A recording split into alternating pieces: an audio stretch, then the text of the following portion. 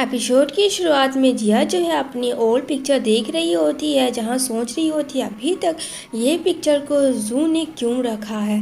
क्योंकि फ्रेंड वो आई थी अपनी बेटी यानी मोमो के लिए, जो कि मोमो कह रही थी कि उसको अपनी मम्मा की पिक चाहिए, लेकिन अब तो मामा आंट तो है नहीं फ्रेंड जो वो पिक दिखा सके।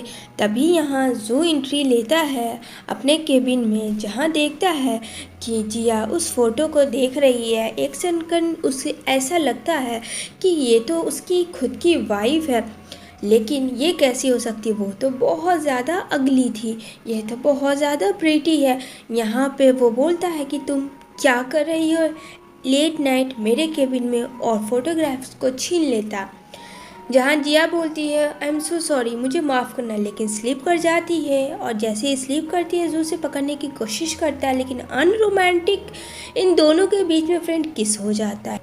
ये तो अनएक्सपेक्ट वाली बात हो गई, ये कैसे हो गया। दिल ही दिल जिया सोच रही होती है, और ये सोच के बहुत ज़्यादा घबरा जाती है। उसे तो पसीने छोड़ देते हैं कि 5 साल के बाद जिस इंसान से वो रिवेंज लेने आई थी, सडनली उसी इंसान से किस हो गया।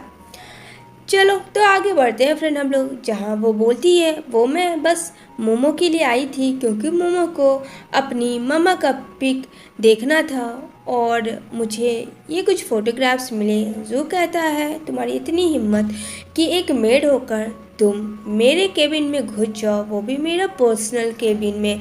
तो यहाँ पे कहती है आई एम सॉरी, लेकिन मैंने जो भी किया अपनी डॉटर जिया के लिए किया। यहाँ पे कहता है वो तुम्हारी बेटी नहीं है, तुम बस एक बेबी सिटर हो, उसकी डैड मैं हूँ। और हाँ, ये मुझे दे दो, और आइंदा से मेरे से बिना परमिशन लिए तुम कहीं भी कभी भी नहीं आ सकती हो। और वो फ़ोटोग्राफ्स देखने लगता है, जहाँ पूछती है जिया ये कौन है। तो यहाँ पे वो कहता है कि ये मेरी वाइफ है। तो बोलती है अब वो कहाँ है।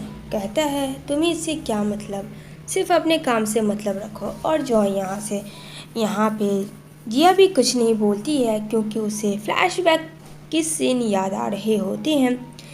तभी यहाँ पे जू एक सेकंड के लिए जिया को बहुत ज़्यादा मिस करता है, जो कि अब उसे वो खो चुका था। लेकिन उसे कहीं ना कहीं ये लगता है कि वो अभी तक मरी नहीं है। यहाँ अपनी बेटी मोमो के पास आता है और फोटोग्राफ्स दिखाता है कि ये देखो ये है तुम्हारी मम्मा। जहाँ मोमो देख के काफ़ी खुश होती है, कहती है अच्छा डैडा, यानी मम्मा जो थी वो बहुत ज़्यादा अगली थी, जिस वजह से आपने मम्मा को छोड़ दिया। जहाँ जू तो एकदम से चुप हो जाता है कि ये बात तो कहीं ना कहीं सही है, लेकिन उसके पीछे तो फ्रेंड कोई और भी बात थी जो कि उस रात हुआ था। यहाँ पे वो बोलता है जू ऐसी बात नहीं है, तुम्हारी मम्मा जैसी भी थी पर बहुत अच्छी थी, क्योंकि उसने मुझे तुम्हें दिया है।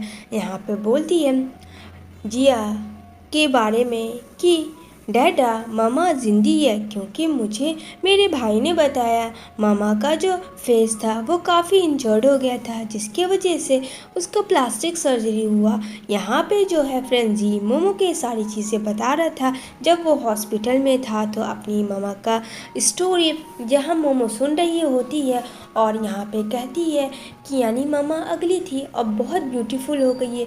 वही स्टोरी वो जू को बोल देती है, जहाँ जू को तो लगता है यानी कि अगर मोमो ये बात कह रही है तो कहीं ना कहीं इसके पीछे सच्चाई तो ज़रूर होगी, क्योंकि मेरी बेटी कभी झूठ नहीं बोल सकती है, और उसने तो सच ही बोला। और उसे तो ये भी पता था कि उसे किसी और ने हायर किया था ताकि जिया के कैरेक्टर को लेस बना के जू के सामने रखा जाए। तो कहता अच्छा चलो डैडा अब ऑफिस जा रहे हैं, ऑफिस से आके बात करते हैं और तुम्हारे लिए ढेर सारा चॉकलेट लाएंगे। कहती है ठीक है डैडा। इधर नैन को दिखाया जाएगा जहाँ ज़बरदस्ती जू के घर में घुसती है, जहाँ उनके सर्वेंट भी मना करते हैं, लेकिन उसे पुश करके आ जाती है, जहाँ फ़ोटो होती है जू की और ओल्ड जिया की। ये देख के नैन से रहा नहीं जाता, उसे लेके वो तोड़ देती है और पूरा शीशा इधर उधर फैल जाता। कहती है कि तू मरने के बाद भी मेरा पीछा नहीं छोड़ रही है। जहाँ मोमो बोलती है बैड वोमेन तुम यहाँ क्या कर रही हो, और यहाँ पे वो हर तरफ जू और ओल्जिया का फ़ोटो देखती है, जहाँ सर्वेंट को बोलती है इसे अभी इसी वक्त हटा। जहाँ वो कहता I am sorry ma'am, sir का ऐसा ऑर्डर नहीं है, ये रखा गया है, मोमो ने कहा था। ये बात सुन के उसे बहुत गुस्सा आता। जहाँ मोमो देखती है कि और बहुत सारे फ़ोटोज़ उसकी मामा का टूटे हुए, वो दौड़ के जाती है फ़ोटो के पास और कहती है, तुम्हारी इतनी हिम्मत कि तुमने मेरी मामा और डैडा का फ़ोटो तोड़ दिया। मेरी मामा जैसा कोई नहीं है इस वर्ल्ड में। तुम्हें क्या लगता है ये सब करके तुम क्या करोगी? यहाँ पे वो कहती है कि ओहो, एक नन्ही सी तो है पर बिल्कुल अपनी माँ पे गई है। तमीज़ नाम की तो चीज़ ही नहीं है। तो कहती है, हेलो आंटी, बैड आंटी, पहले खुद को देख लो। जो पता है तुम इस घर की तो कुछ हो भी नहीं। इस घर की तो मामा मेरी सब कुछ है और तुम्हारी औकात ही क्या है, कुछ भी नहीं है।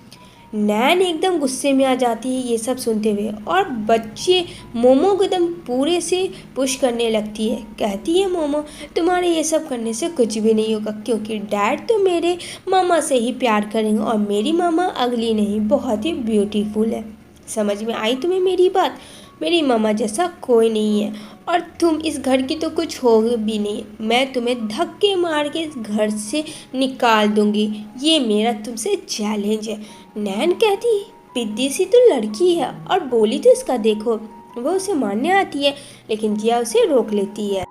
वो बोलती है, अगर तुम बच्चे के मुंह लगोगी तो पता है आजकल के बच्चे कैसे हैं। नैन तो अपना आपा खो देती है फ्रेंड, क्योंकि उसकी औकात तो उस घर में कुछ नहीं थी। जहाँ तो सही कह रही थी और जिया मोमो को लेकर चली जाती है। तभी यहाँ पे आता है जू रात में, जहाँ तोड़ फोड़ हुआ रहता है। ये सब देख के बहुत ज़्यादा शॉक में रहता है कि आखिर ये सब किसने हुआ। तो वो आता है जहाँ जिया जो है वो फ़ोटो को लगाने की कोशिश कर रही थी। तभी बोलता है, जो ये सब क्या है और कैसे हुआ? तो बताती है कि तुम्हारी फियांसे आई थी और तुम्हारी फियांसे ने ये सब जानबूझ के तुम्हारी और तुम्हारी वाइफ को इस तरीके से किया जिससे मोमो काफ़ी हर्ट है। तो तुम सोच लो, तुम्हें क्या उससे शादी करनी है जिससे कि तुम्हारी बेटी बहुत हर्ट होती है। एक ऐसे इंसान से तुम्हें शादी करनी चाहिए जो तुम्हारा केयर करे और तुम्हारी बेबी मोमो का। ये सब सुन के जू को गुस्सा आता है, पता नहीं क्यों, और उसका पूरा से गला दबाता है और कहता है, तुम मुझे सिखाओगी मुझे क्या करना चाहिए मेरे बच्चे के लिए? और तुम जब बेबी सीटर हो तो तुम क्या कर रही थी? यहाँ पे कहती है, ये गुस्सा अगर किसी और पे दिखाती तो शायद आज तुम्हारी बीवी तुम्हारे पास होती। अगर तुम्हें सही गलत का इतना पता होता तो आज तुम्हारी लाइफ बहुत ही अच्छी होती। इधर नेक्स्ट डे वो जाता है नैन के साथ और नैन से बातें कर रहा होता है और कहता है नैन को कि कल रात तुमने क्या किया है मेरे घर में आके। आइंदा से तुमने ऐसा किया तो देख लेना। और हाँ, अभी तुम मेरी फियांसे भी नहीं हो, मैंने तुमसे शादी करने का डिसाइड भी नहीं किया। इस बारे में भूल जाओ कि मैं तुमसे अब शादी करूँगा, क्योंकि मेरी बेटी को नहीं पसंद हो तुम। तो इस बारे में मैं सोचना पहले पसंद करूँगा, देन डिसाइड करूँगा कि मुझे तुम फियांसे मानना चाहिए या नहीं। ये सब सुन के तो फिर नैन का एकदम से गुस्सा हाइपर हो जाता है और कहती है, पर मैं तो इस घर की फियांसे हूँ ना। कहता, नहीं हो नहीं, अभी कुछ भी तुम, और ये सब मेरे ऊपर डिसाइड है। इतना कह के वो चला जाता है, जहाँ नैन अपना गुस्सा दिखाती हुई नजर आएगी। और नैन कहती है, देखती हूँ कि मैं तुम्हारी वाइफ ही कैसे नहीं बनती हूँ। आगे क्या करेगी नैन, ये जानेंगे फिर हम लोग नेक्स्ट एपिसोड में।